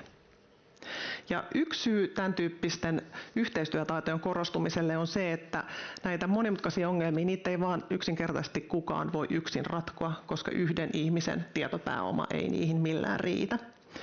Ja on kyse sitten esimerkiksi yhteiskunnallisista haasteista, kuten ikääntyvän väestön hoivasta ja hyvinvoinnista tai kestävästä kulutuksesta tai koulutuksen tasa-arvosta, niin nämä kaikki on sellaisia ongelmia, että ne vaatii juuri tämän kyseisen ongelman puolesta relevantteja taitoja, niiden yhteen tulemista ja luovaa ajattelua. Ja silloin se ei riitä, että nämä asiantuntijat yksinään on hyviä siinä luovassa ajattelussa, vaan niiden pitää pystyä tekemään sitä luovaa ajattelua yhdessä. Ja jos me katsotaan, mistä luovuus koostuu, niin Teresa Amabile, joka on yksi organisaation luovuuden tutkijoista keskeisempiä, on Harvardin yliopiston professori, niin hän on tutkimuksessaan tunnistanut, että luovuus koostuu näistä 3 elementistä, eli asiantuntemuksesta, luovan ajattelun taidoista ja sitten motivaatiosta, erityisesti sisäisestä motivaatiosta. Eli ollakseen luova, niin me tarvitaan riittävän hyvää ymmärrystä ja osaamista siitä aiheesta, minkä niin kuin, ympärillä me toimitaan. On se sitten liittyen avaruusteknologiaan tai luontopohjaisten ratkaisujen hyödyntämiseen arkkitehtuurissa, niin silloin kun meillä on se riittävän niin kuin hyvä ymmärrys ja osaaminen, niin silloin me pystytään tunnistamaan niitä uusia mahdollisuuksia myös sillä kentällä, missä me työskennellään. Me tarvitaan myös luovan ajattelun taitoa, eli kyky katsoa eri kulmista sitä ongelmaa, jota me lähestytään, ja myös yhdistellä asioita eri tavalla kuin ennen. Ja me tarvitaan sitä epävarmuuden sietoa siinä prosessin aikana. Ja luovuus vaatii sisäistä motivaatiota. Eli tutkimus osoittaa, että esimerkiksi se, miten tärkeäksi ja inspiroivaksi mä itse tunnen sen ongelman ja minkä parissa mä työskentelen, niin sitä todennäköisemmin mä oon luovempi sitä lähestyessä ja ratkaistaessa.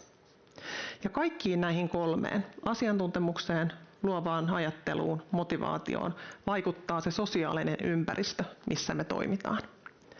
Ja pienimmillään ja usein ongelmanratkaisussa sen sosiaalisen ympäristön muodostaa se tiimi. Ja jos me mietitään monialaisia tiimiä, jotka tulee yhteen jonkun ongelman ympärille, niin se tilanne on usein se, että siinä on ihmisiä, joilla on ei-jaettua erillistä tietoa. Ja silti sitä ei-jaettua erillistä tietoa pitäisi pystyä hyödyntämään sen ongelman ratkaisemiseksi ja sen tiimin hyödyntämiseksi, jotta se pääsee eteenpäin siinä sen tehtävässään. Mitä helposti kuitenkin tapahtuu on se, että monialaisen tiimin keskustelu jää sille pinnalliselle tasolle. Ja siinä on muutamia tällaisia keskeisiä ihan inhimillisiä syitä. Ja yksi on se, että me saataan vaan olettaa, että muut tietää niitä asioita, mitä me itse tiedetään. Meidän saattaa olla myös helpompi puhua sellaista asioista, joihin on olemassa yhteinen kieli ja joihin kaikki pystyy osallistumaan siinä keskustelussa. Ja kolmanneksi me ei haluta ehkä näyttäytyä jotenkin tyhmältä tai tietämättömältä muiden asiantuntijoiden edessä ja kysyä niin sanottuja tyhmiä kysymyksiä. Mutta kiinnostavinta mun mielestä on, ja mitä mä oon tässä vuosien aikana huomannut, on se, että usein ne sellaiset kysymykset, jotka alkaa, että hei, tämä saattaa olla vähän tyhmä kysymys, mutta mä kysyn tämän kuitenkin, on just niitä oleellisia, jotka menee suoraan sinne asian ytimeen ja avaakin jotain tosi oleellista siinä sen ryhmän työskentelyssä. Ja ne kysymykset jotenkin tekee näkyväksi sen, että hei, ei meillä ollutkaan sitä yhteistymmärrystä, ja hei, me kaikki ajatellaan näitä ihan samoja asioita. No jotta me ymmärrettäisiin paremmin, jotta minä tutkijana ymmärtäisin paremmin, että minkälainen vuorovaikutus sitten jotenkin edesauttaa sitä osallistumista monialaisessa yhteistyössä, niin me tehtiin tämmöinen tutkimushanke yhdessä Sitran kanssa. Ja tässä monialaiset tiimit pyrki löytämään luontopohjaisia ratkaisuja kaupungistumisen haasteisiin. Ja näissä tiimeissä oli mukana muun muassa kaupunkisuunnittelijoita, tutkijoita, muotoilijoita, projektijohtamisen asiantuntijoita ja ympäristöasiantuntijoita, eli hyvin jotenkin moninainen porukka eri aloilta ja eri toimialoilta. Ja nämä tiimit osallistuivat tämmöiseen Sitra Lab-nimiseen koulutusohjelmaan, joka kesti 8 kuukautta ja jossa heitä tuettiin muun muassa se ongelman jotenkin kokonaisvaltaisessa ymmärtämisessä ja sellaisen vaikuttavan kokeilun suunnittelussa ja toteuttamisessa. Ja me tutkijat seurattiin näitä viikkotasolla useita tuntia sen koko 8 kuukauden ajan, ja koska me elettiin keskellä koronapandemiaa, niin nämä tiimit työskenteli etänä. No, mitä me havaittiin, että minkälainen vuorovaikutus sit auttaa osallistumista tämmöisissä tiimeissä ja tämmöisten ongelmien ympärillä? Minkälaisia jotenkin taitoja meidän pitäisi osata täällä Aallossa opettaa osana asiantuntijuutta, ja toisaalta mitä meidän asiantuntijoina pitäisi vaalia ja myös vaatia meiltä itseltämme.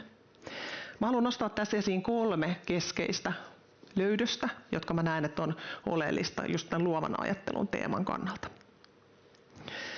Me havaittiin, että tiimeissä, joissa se ajattelu pysyi avoimena siinä keskustelussa, niin ne pysty ottaa paremmin mukaan erilaisia näkemyksiä ja yhdistelemään niitä erilaisia näkemyksiä luovasti siinä niiden ratkaisussa. Ja tässä on kyse siitä, että on jotenkin valmis haastamaan niitä omia oletuksia ja omia ajatuksia, ja on kiinnostunut myös siitä, että miten muut näkee sen asian. Ja usein näissä tiimeissä pysähdyttiin kysymään, että hei, auta mua ymmärtää, että mitä sä tarkoitit tuolla sun esimerkillä, minkä sä just kerroit, tai kerro mulle, hei, miten sä ymmärrät tämän. Eli oltiin aidosti kiinnostuneita kuulemaan sen toisen asiantuntijan näkemystä siihen asiaan, mistä oltiin keskusteltu. Ja usein nämä tämmöiset pieneltä tuntuvat kysymykset saattokin avata jotain tosi oleellista siinä sen tiimin ymmärryksessä ja viedä sitä ongelmanratkaisua ihan tosi merkittävään suuntaan. Me havaittiin myös, että monimutkaisissa ongelmissa eteneminen vaatii sitä, että on myös halukas luopumaan siitä omasta ideasta, jos se yhteinen suunta tuntuu löytyvän jostain muualta. Ja se vaatii kompromisseja. Ja hyvä kysymys, minkä voi välillä aina itselle esittää, on se, että onko tämä nyt tämä idea tai ajatus, jota mä haluan ajaa, niin mun mielestä oikeasti tässä kohtaa se paras mahdollinen, vai onko tämä vaan sen takia musta hyvä, että tämä on mun esittämä idea. Ja tässä on hyvä tiedostaa se, että se syy, miksi me usein saatetaan puoltaa omia ideoita, ei ole välttämättä missään itsekkyydessä tai oman edun tavoittelussa, vaan se on siinä, että meille on helpompi ymmärtää sitä ajattelua ja niitä perusteluita sen oman idean takana. Ja sehän ei ole välttämättä ihan läpinäkyvää muiden ideoiden suhteen. Ja sen takia meidän täytyy kysyä, olla kiinnostunut ja myös perustella muille tavallaan, että mitä on sitä näkymätöntä, joka tukee tätä minun tai kollegasi ehdotusta. Me tarvitaan vuoropuhelua ja halua ymmärtää toisia. Ja viimeisenä, mitä haluan vielä tässä nostaa esille, oli se, että jos me ajatellaan monialaista tiimiä, niin siinähän on hirveän hyvä potentiaali sille, että me saadaan käyttöön moninaista ja rikasta ymmärrystä ja asiantuntemusta, mutta se on tavallaan vielä vasta lupaus tai potentiaali ennen kuin se realisoituu.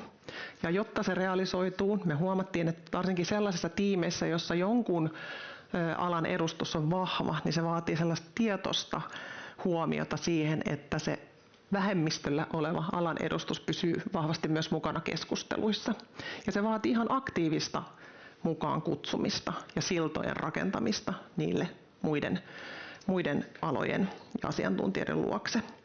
Ja me havaittiin, että tämmöisissä tiimeissä, että jos joku oli ollut pidempään jotenkin taustalla ja ei ollut osallistunut keskusteluun, niin ennen kuin se tiimi siirtyi toiseen teemaan, niin siellä varmistettiin, että kysyttiin, että hei, mitä sä ajattelet tästä, ja kerro vielä, että ei haluta mennä seuraavaan asiaan, ennen kuin varmistetaan, että kaikki näkökulmat on oikeasti otettu huomioon.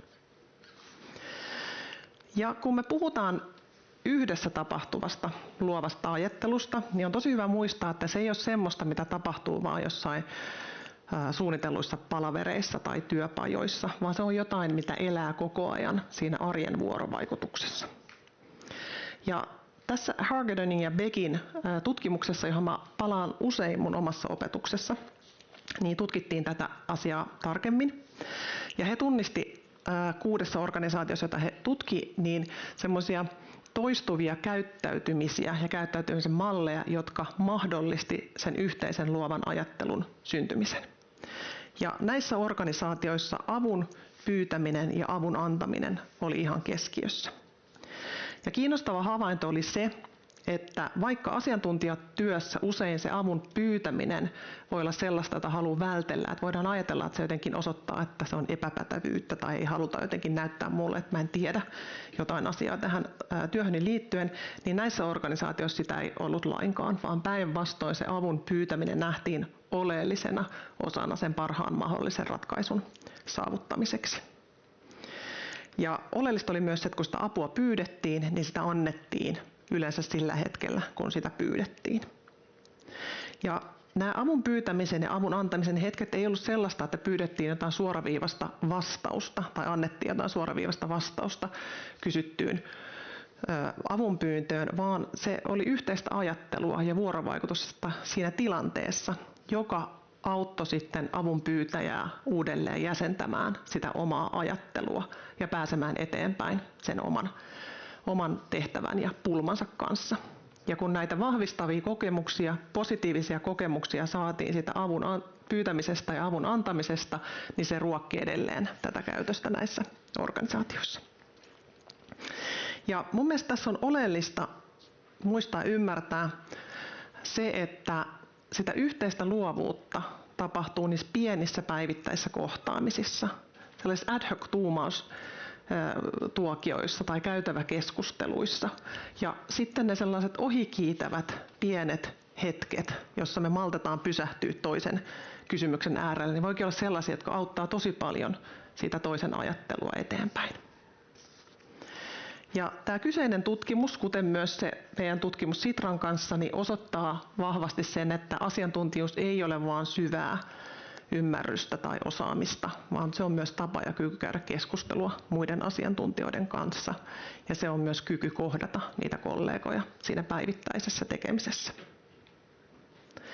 Aalto lupaa kouluttaa muutoksen tekijöitä, ja muutoksen tekijät tarvitsevat yhteistyötaitoja. On tärkeää tiedostaa, että yhteistyötaidot ei ole sellaisia, minkä kanssa me välttämättä synnytään, vaan ne on taitoja, joita täytyy opetella, joita täytyy harjoittaa, ja ne on siis taitoa, jota täytyy opettaa, ja oppimista täytyy tukea. Eli ihan niin kuin nämä luovan ajattelun taidot, niin nämä on sellaisia taitoja, missä me kaikki voidaan tulla paremmaksi. Ja mä oon itse huomannut sellaisen, että kaikki konkreettiset työkalut tai menetelmät, jotka tuovat sellaista struktuuria yhteistyötaitojen opettamiselle tai harjoittelemiselle, on tässä tosi avuliaita. Ja esimerkkinä on tämä I Like I Wish-niminen tiimin sisäinen palautteenantomenetelmä, jota mä oon jo hyödyntänyt yli 10 vuotta mun omassa opetuksessa. Ja tässä siis opiskelijat jakaa tiimiläisistään ajatuksia, mitä he arvostaa heidän toiminnassa ja toisaalta, että mihin he toivoisivat, että kiinnittäisivät huomiota jatkossa. Ja mulla oli viime viikolla näitä sessioita 2, mulla on tulossa ensi viikon jälkeen niitä taas lisää, ja mä edelleen koen, että nämä on yksi merkittävimpiä hetkiä ja yksi kiinnostavimpia hetkiä mun lehtorin työssä, kun mä näen, miten opiskelijat oivaltaa omista vahvuuksista ja miten ne rohkenee ottaa omia kykyjään eri tavalla käyttöön ja ottaa aktiivisempaa roolia niissä projekteissa, kun ne kuulee, mitä muut heissä arvostaa. 15 vuotta sitten mä aloitin Aallossa väitöskirjatutkijana ja tänään mä saan olla täällä lehtorina kouluttamassa muutoksen tekijöitä. Ja tämän matkan varrella mä oon oppinut, että asiantuntijuus ei ole vain tietämystä, se on myös nöyrää uteliaisuutta. Se on sellaista uteliaisuutta, joka ei tyydy vaan siihen omaan tietämykseen, vaan se haluaa jotenkin löytää ja ymmärtää myös muiden näkökulmia. Ja on oppinut, että juuri tämä uteliaisuus voi viedä sellaisten asioiden äärelle, joista ei alun perin olisi edes osannut kysyä kysymyksiä. Ja mä oon oppinut, että näiden taitojen, uteliaisuuden, kuuntelemisen, yhteisen ymmärryksen luomisen opettaminen ja harjoittaminen on oleellinen osa muutoksen tekijöiden kouluttamista. Pelkkä asiantuntijuus ei riitä, sillä monimutkaisia ongelmia ratkotaan yhdessä muiden asiantuntijoiden kanssa. Kiitos.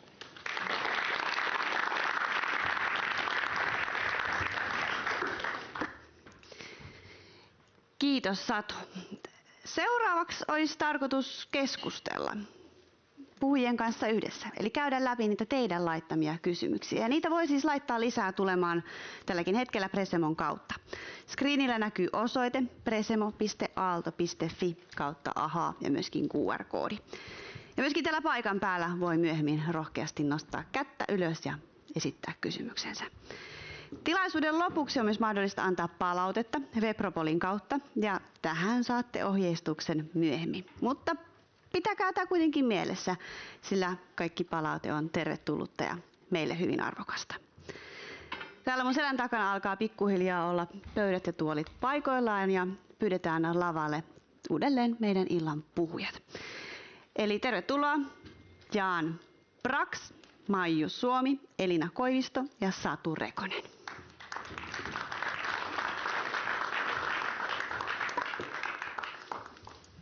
Istukaa alas.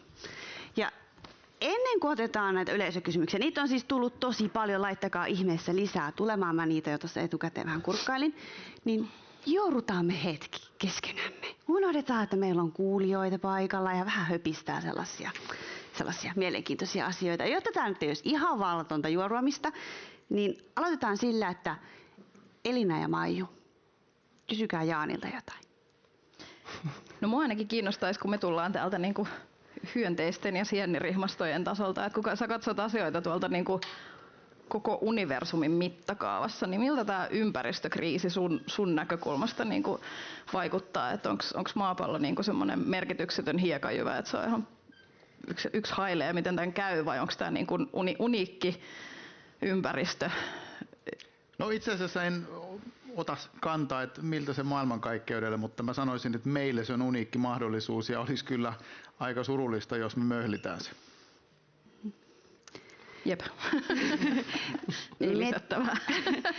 Mulla on myös sulle yksi kysymys. Mun vähän pelkää, että se vastaus saattaa olla lyhyt. Koska sä oot nähnyt maapallosta kuvia, satelliittikuvia. Niin mitä sä sanoisit niille nykypäivän luoville ajattelijoille, joiden mielestä maapallo on litteä? No joo, se on hyvä kysymys. Mä itse asiassa ajattelen, että ehkä niiden kanssa väittelemiseen ei kannata edes uhrata aikaa, koska ne on niin dogmaattisia ihmisiä, että ei ne tule muuttamaan sitä mielipidettä. Että tähän maailmaan mahtuu nyt monenlaisia uskomuksia, niin annetaan niiden olla. Annetaan kaikkien kukkien kukkia. No siis hei Satu, olisiko sulla kysymys Elinalle ja Maijulle? Joo, olisi. Mua kiinnostaisi tietää, että mikä on teidän lempi luonnonmateriaali teidän työssä?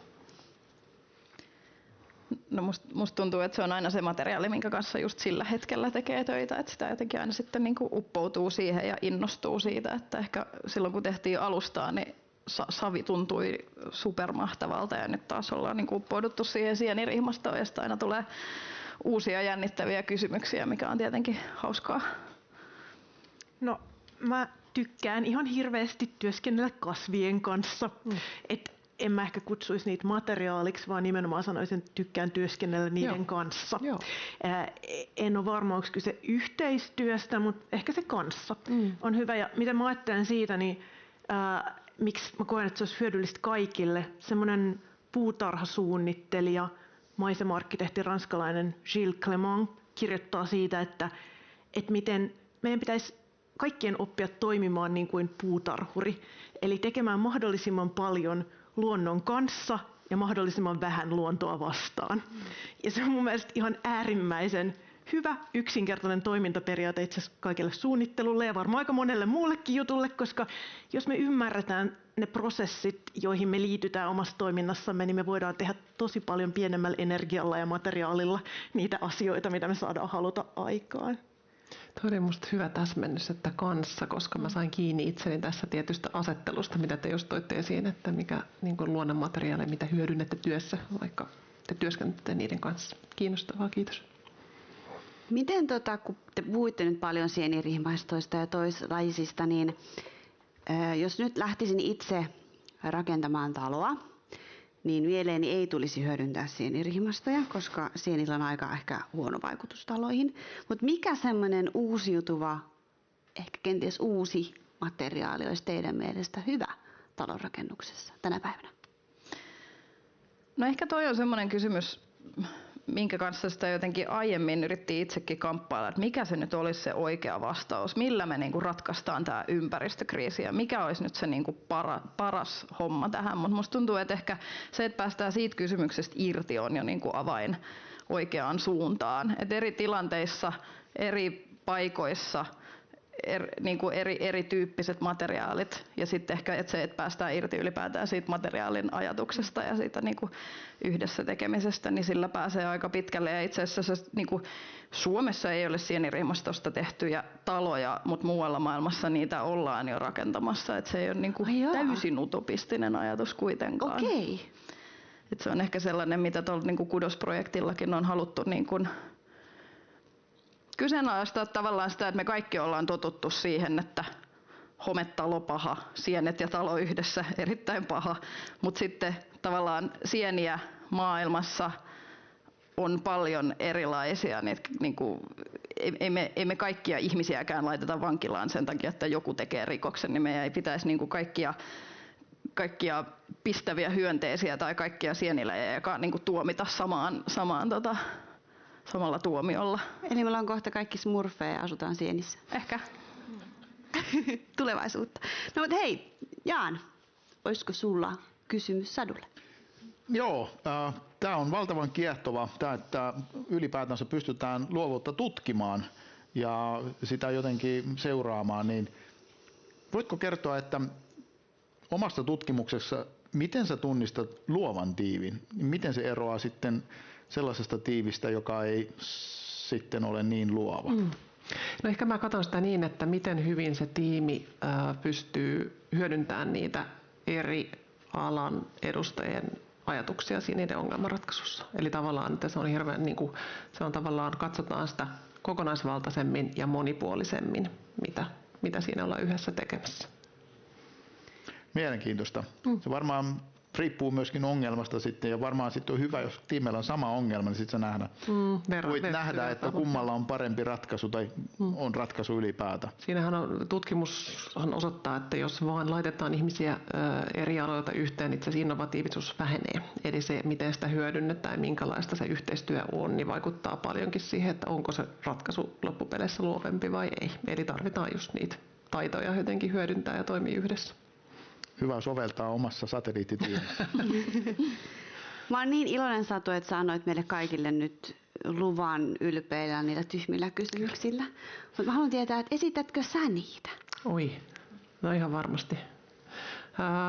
Sanoin näin, että mä niin kuin pyrin ja mä yritän myös olla ehkä esimerkkinä oppilaille siitä, että sit jos tulee joku ajatus mieleen, niin kysykää. Ja mäkin yritän kysyä niitä, jotta muutkin rohkenisi siihen.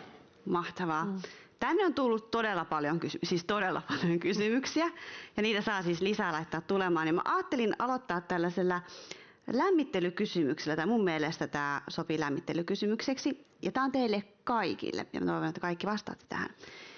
Kysymys kuuluu näin, että mitä luovaa te olette tehnyt tänään?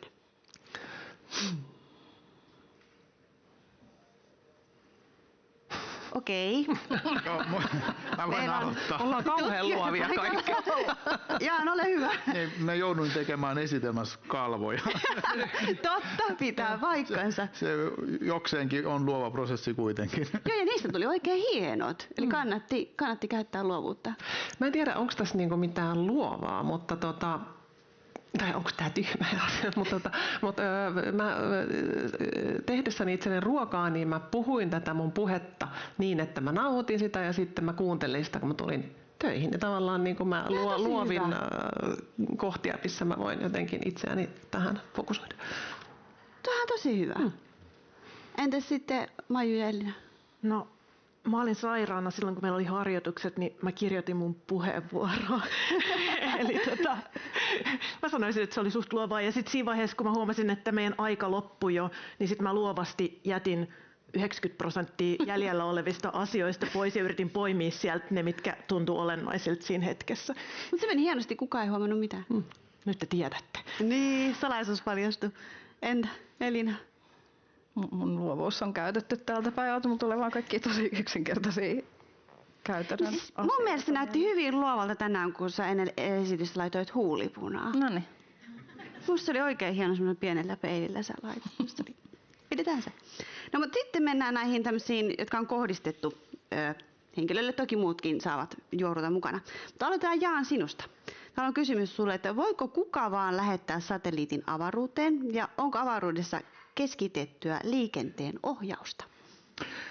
Erittäin hyvä kysymys ja käytännössä kyllä. Eli jos on tarpeeksi resursseja eli rahaa, voi ostaa satelliittilaukaisun ja Suomen lainsäädännön puitteissa yksityinenkin henkilö voi hakea operointilupaa omalle satelliitille. Eli se on täysin mahdollista. Eri valtiot sitten reguloi eri tavalla tätä avaruuskenttää ja aika monessa valtiossa jopa ei ole avaruuslakia ollenkaan. Eli se hiukan riippuu, että missä valtiossa olet ja miten haluat lähettää sen satelliitin sinne avaruuteen. Periaatteessa kaikki, ketkä sinne pääsee, ikään kuin voivat sinne mennä ja avaruus on vähän niin kuin kansainväliset vedet siellä valtamerillä. Eli jos sulla on vene, niin saa siellä soudella. Okei. Mutta että onko liikenneohjausta, niin tarvitaan ja kohta sitä tarvitaan jo aika kipeästi. Sellaista ei vielä ole, mutta ollaan vahvasti miettimässä ja rakentamassa. Yhdysvallat, Eurooppa, Kiina ovat kaikki jo rakentavassa ainakin sitä tietoisuutta, että mitä missäkin milloinkin tarkalleen liikkuu. No jatkokysymys. Sä sanoit, että siinä oli joku satelliittimaksu 130 miljoonaa euroa. Niin täällä on kysymys, että kuinka paljon teidän ensimmäinen satelliitti maksoi? Aalto 1 satelliitti maksoi laukaisuineen päivineen himpunalle 1 000 000. Oho! Se oli aika kallista, koska mä olin sanomassa, että se oli paljon halvempi kuin projekti oli pitkä ja me myöskin maksettiin meidän opiskelijoille palkkaa silloin, kun ne teki esimerkiksi diplomityötä tai oli jatko-opiskelijana siinä projektissa. Okei. Täällä on, mä en tiedä, onko tämä nyt sitten Elina, Maiju vai Jaan, joka tähän vastaa, mutta onko sienistä hyötyä avaruudessa? On sekä hyötyä että haittaa. Okei. Sellaisia, siis tutkimusta on esimerkiksi niin kuin Marsiin liittyen mun käsittääkseni, koska se on tosiaan niin, että sä et tarvitse kuin sen pienen hiutaleen ja sitten sille sopivaa ruokaa, niin se, niin kuin sä pystyt tavallaan kasvattamaan siitä, niin kuin, siitä lähes ei mistään. Niin kuin miksi tahansa, niin sekä mun käsittääkseni niin kuin ruoan näkökulmasta että sitten niin kuin rakentamisen näkökulmasta, että ne, jotka on sitä mieltä, että maapallo on lost cause ja meidän pitäisi mennä Marsiin, niin nyt jo suunnittelevat kovasti sitä, että miten me sitten, kun emme voida raketilla viedä sinne niin kuin kaupungin verran nykyisiä rakennustarvikkeita, mutta voitaisiko me sitten niin kuin viedä se hippunen sitä sienirihmastoa, pitää se elossa siellä avaruusaluksessa ja sen jälkeen lähteä siitä niin kuin tekemään asumuksia ja ruokaa. No voisitko leikkiä nyt tämän ajatusleikin loppuun? Mitä sille Marsille käy tai mitä sille sienelle käy, kun ne kohtaavat? Tuleeko meille joku Mars hyökkää 2, 3, muuta liittoa? No sehän on kaikki, aina kun mä kerron, että mitä mä teen, niin ihmiset kysyvät, että onko sä nähnyt Last of Usin? Olen nähnyt Last of Usin. Mä oon sitä mieltä, että sienet on tosi kiehtovia, niissä on tosi paljon potentiaalia sekä pahaan että hyvään. Että meidän kannattaisi opetella ymmärtämään niitä hyvin paljon enemmän kuin mitä me tällä hetkellä ymmärretään ennen kuin jotakin. Mutta se, miten me tällä hetkellä niin kuin käytetään sienirihmastoa rakentamisessa, on se, että se tapetaan. Siis sitä niin kuin kasvatetaan siihen muotoon, mihin halutaan, ja sitten sillä annetaan kuuma käsittely, jolloin se kuolee. Ja sittenhän se on vain materiaalia sen jälkeen. Ja niin se varmasti siellä Marsissakin sitten tehtäisiin. Niin se juuri se mun kysymys, onko tämä eettistä tämä toiminta. Sitä niin kuin kovasti nyt puhutaan, että tämä on nyt sitä luonnon kanssa yhdessä tekemistä ja tällä ratkeaa kaikki nämä niin kuin kestävyyteen ja ja muuhun liittyvät haasteet, mutta siihen mun mielestä liittyy sitten taas uudenlaisia haasteita, joita meidän yhtä aikaa pitää pohtia. Joo. Täällä on myöskin tämmöinen kysymys, että miten ihmisten ja muunlajisten vuoropuhelua kunnioittava arkkitehtuuri voidaan tuoda osaksi käytännön rakentamisen kulttuuria? No esimerkiksi sitä kautta, että ihmiset, jotka elää niissä tiloissa, alkaa vaatimaan, että niitä tiloja rakennetaan myös muille lajeille. Että tavallaan me ollaan ajateltu, että koska me ei voida muuttaa koko maailmaa, me tehtiin alusta hyvin näkyvään paikkaan ja yritettiin tehdä siitä esteettisesti niin kiinnostava ja toisaalta tutkimuksellisesti kunnianhimoinen, että siitä tulisi semmoinen vaikuttava esimerkki. Ja median kautta me ollaan pystytty sit laajentaa sitä keskustelua siitä, mutta kyllähän se on, siis se lähtee niin kuin tietysti kaikista rakennusalan toimijoista ja kaikista päätöksentekijöistä ja kun demokratiassa eletään, niin kaikista meistä. Niin kaikista meistä, siis se mitä me ollaan niin kuin kaikissa meidän projekteissa yritetty tehdä Kambodžasta tänne on se, että käytetään niin yksinkertaisia ja ymmärrettäviä niin kuin rakennustapoja, että kuka tahansa pystyy niitä kopioimaan ja tekemään niitä itse, että tavallaan ehkä kukaan yksinään ei pysty muuttamaan koko rakennusalaa nyt heti, mutta kuka tahansa meistä voi laittaa viljelylaatikon tai niin kuin alustalla oli niin kuin säkin, johon istuttaa pölyttäjäystävällisiä kasveja tai laittaa pääskyselle pesän tai jättää jotakin vaikka savea, jota pääskynen tai mehiläinen voi ottaa pesärakennusmateriaaliksi tai ihan mitä vaan tämmöisiä ihan tosi pieniä tekoja, paikallisia tekoja, niin sitten jos jokainen meistä niitä tekisi, niin sitten siitä lopulta tulisi aika isoja vaikutuksia. Totta. Seuraava kysymys on Sadulle. No. Tämä on äärimmäisen hyvä kysymys, ainakin mun mielestä. Mä toivon, että sulla on tähän nyt joku rohkaiseva vastaus. Ei vastataan paineita. Täällä on tämmöinen kysymys, että miten epäonnistumisen pelkoa tai häpeää voidaan taklata? Mä uskon, että monessa on myös se, että sanottaa asioita. Että tavallaan on tosi ok, ettei mene kerralla maaliin, on tosi ok, että epäonnistuu. Ja mun mielestä niin kuin epäonnistuminen, niin, mitä sillä tarkoitetaan? Siis jos me ei opita siitä mitään, niin sitten se musta ehkä voi ajatella, että no sit meillä on opittu edes mitään, mutta että useinhan niistä myös opitaan. Jotenkin mä näen, että sanotetaan sitä, puhutaan esimerkillä ja kerrotaan myös omista niin kuin epäonnistumisista ja epävarmuuksista, niin sit sitä tehdään tavallaan sellaista tavallisempaa. Me ollaan ihmisiä kaikki. Niin, just. No miten sitten yhdessä tehtävää luovaa ajattelua voi sun mielestä johtaa? Niin. Mä näen, että se paljon tietenkin lähtee siitä, että miten me luodaan sellaista tilaa, missä voidaan tehdä ja vaalitaan jotenkin sitä, missä sitä luovaa ajattelua voidaan niin kuin yhdessä tehdä. Ja ehkä se yksi esimerkki on se, että jos puhutaan nyt organisaatiotasolla, niin onko se kulttuuri semmoinen, että siellä me arvostetaan sitä, että me pyydetään apua ja tavallaan vaikka, että meillä menee vähän pidempään siinä meidän omassa vaikka ratkaisun löytämisessä ihan niin kuin tällaisista asioista. Ja sitten joo, ehkä sitä niin kuin tavallaan myös kannustamista ja useinhan siis sitten, että mitä arvostetaan tai mitä palkitaan, niin sehän on myös johtamista. Vastaa vaan. Joo, mä voin täydentää tähän, että mun mielestä paras tapa tai yksi tapa ainakin johtaa sellaista luovaa porukkaa on pitää rakentaa motivaatiota ja pitää rakentaa unelmia. Jos kaikki pystytään unelmoimaan samasta asiasta ja kaikki havaitsee sen hyväksi unelmaksi, niin asiat menee oikeaan suuntaan.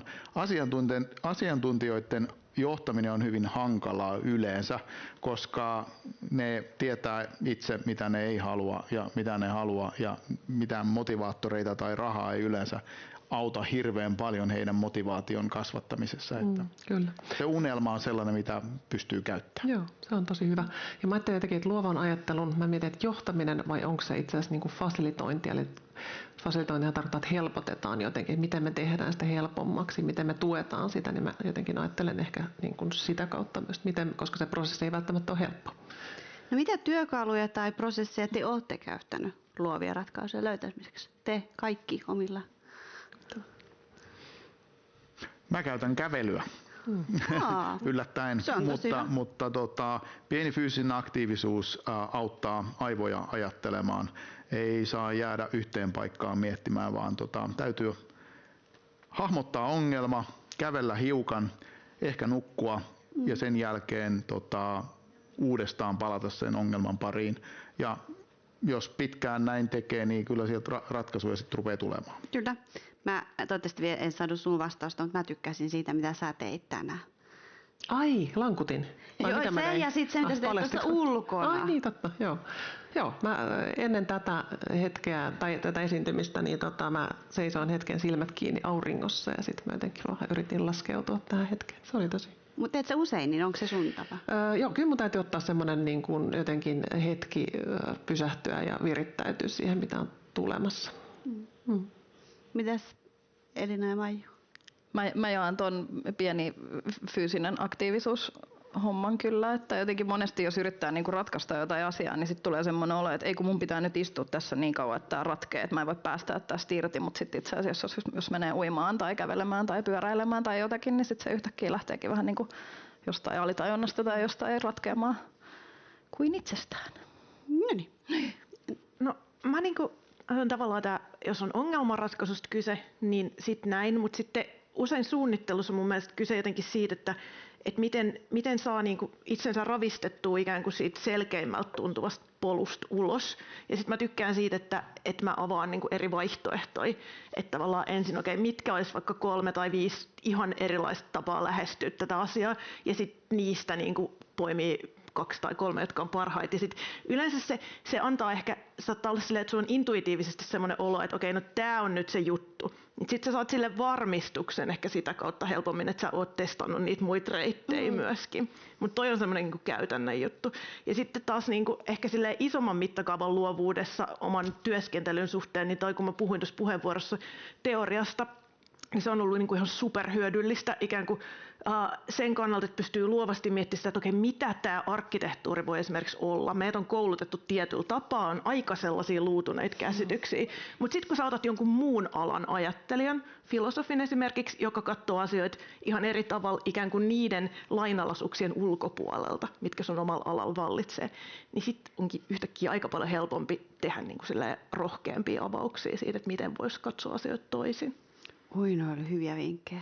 Ja siitä voi mun mielestä palata siihen niin kuin tyhmäkysymykseen, että musta tuntuu, että tavallaan ne tyhmät kysymykset, jotka tuntuu itsestäänselvyyksiltä, ne on just niin kuin sä sanoit, nimenomaan niitä, joita pitää kysyä. Et meidän pitäisi nyt pystyä ravistelemaan tai aina varmaan niin kuin yhteiskuntaa ja meidän niin kuin ajatusjärjestelmiä siltä tasolta, mitkä tuntuu niin kuin itsestäänselvyyksiltä ja sellaisilta asioilta, jotka ei missään, niin kuin, ei tätä voi muuttaa, tämä on mahdotonta, niin se on just se asia, mitä pitää ravistella ja mistä pitää kysyä. Kyllä. Ikään kuin tyhmiä kysymyksiä, mutta ne itse asiassa saattaa olla niitä niin kuin avaavia juttuja.